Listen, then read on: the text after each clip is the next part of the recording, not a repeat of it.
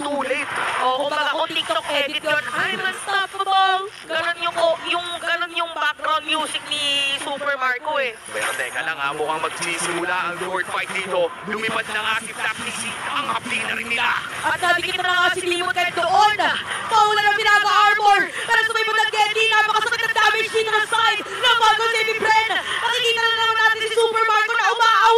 At aw talaga dahil double kill na siya. Si Jose ngayon ang sunod na target. Tatlo na nga nawala. Triple kill para ni Marco. At kailangan naman mag-back ng Falcon Saving Friend. 30 seconds para dito kay Knight.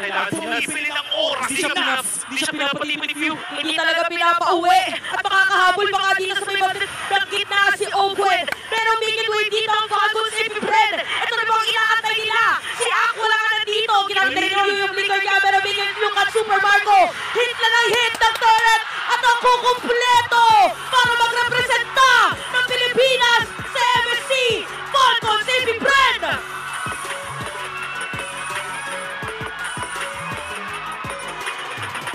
Tuloy ang World Tour para sa Falcon Saving Friend.